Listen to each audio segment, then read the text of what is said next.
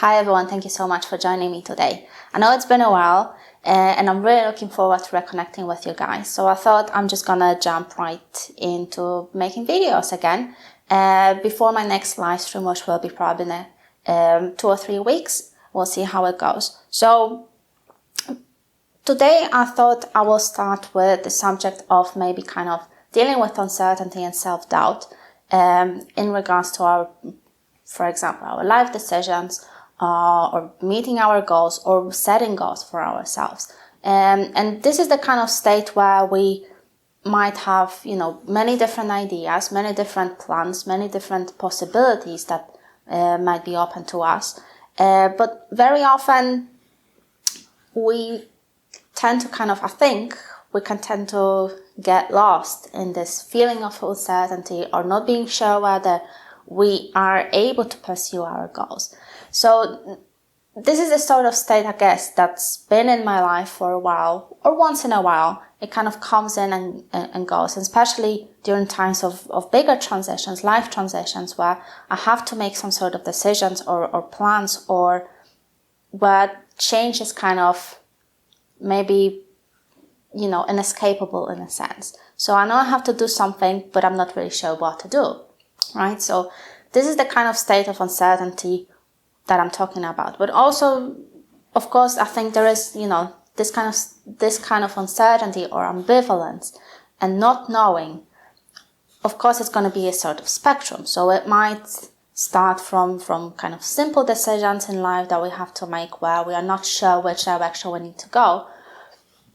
And it can progress towards this kind of bigger decisions where we feel like we need to set some goals or where we need to make some changes in our lives.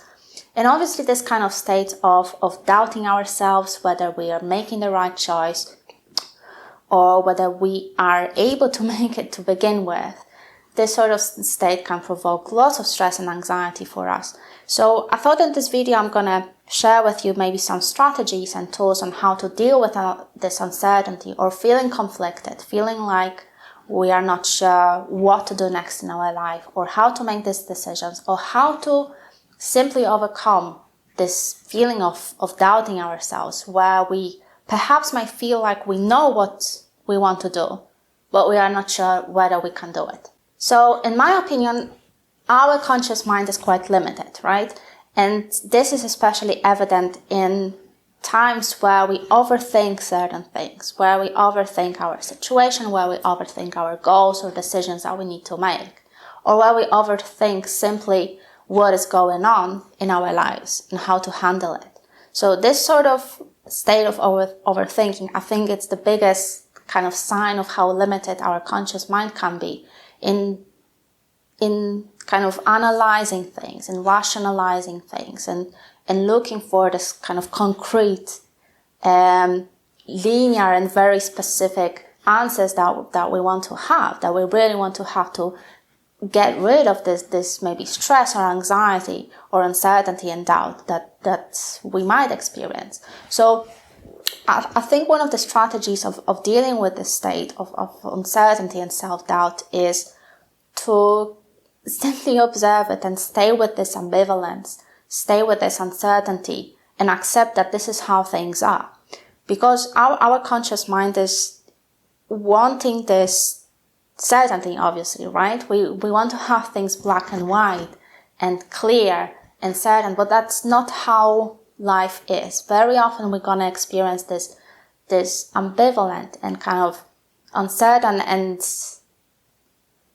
inconclusive state or experience where we are not sure how to proceed. So this kind of overthinking and wanting to have a solution straight away, I think illustrates the limitation of our conscious mind, because we tend to, the more we want that certainty and conclusion, the more we're going to overthink and produce more anxiety and stress. So I think one of the first steps in dealing with self-doubt and uncertainty is just simply staying with that state of not knowing and kind of allowing things to unfold by themselves. Because very often, and this is especially probably relevant and familiar to people who work like in writing or art or music professions where, you simply, the more you kind of let go of working on something,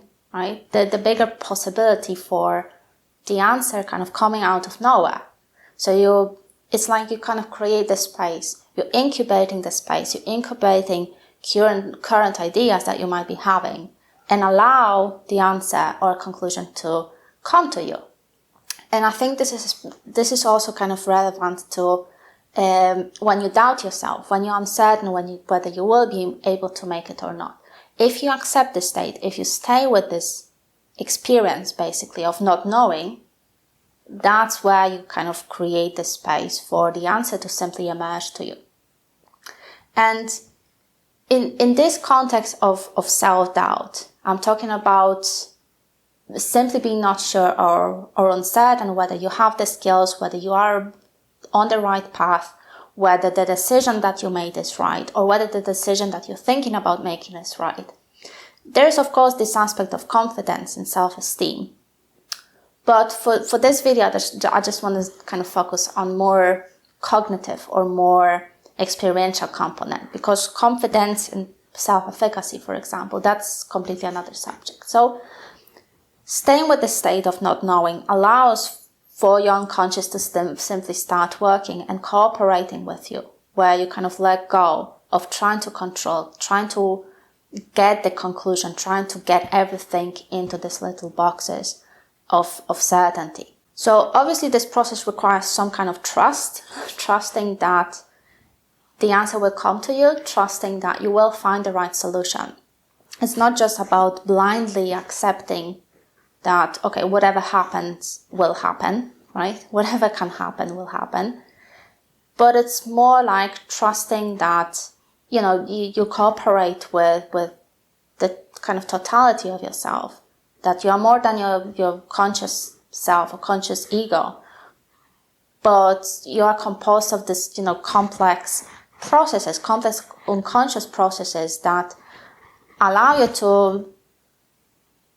very often allow you to progress in life without you thinking much about what to do next, right? So, for example, when you get these creative ideas, when you get the intuitive insights, especially intuitive insights, that's the kind of manifestation that there are various unconscious processes working behind the scenes to keep you going. And usually these processes, they have the best intentions in mind because they want you to survive. They want you to be well and survive. That's how simple that is. Of course, there will be some negative processes behind the scenes as well. So it does require some sort of awareness or, inquiry into what is happening. But observing and creating that space is quite different to controlling it or trying to make something happen. So basically, all this process is all about creating this space and being in that state of self-doubt or uncertainty or not knowing, and allowing it to be as it is.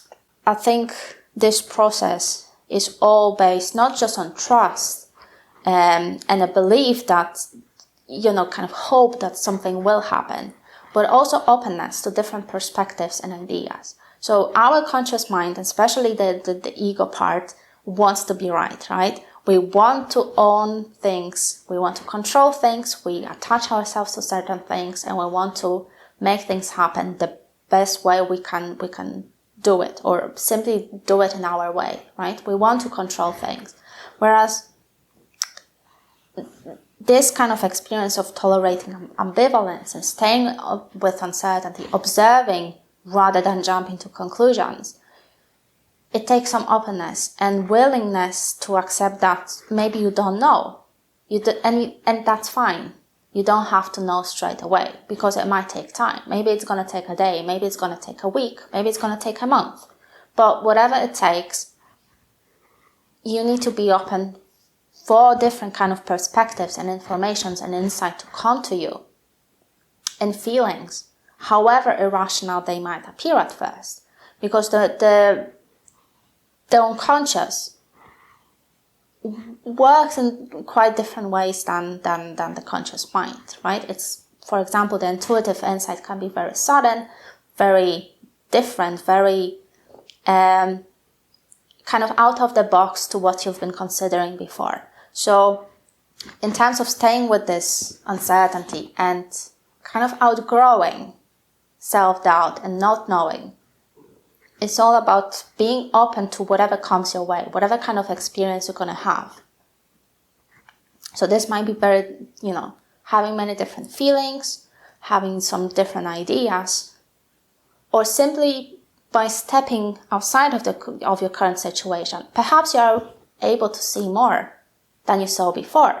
And that kind of openness to experience allows for different information to, circulate in your mind, conscious and unconscious, connect different ideas, right?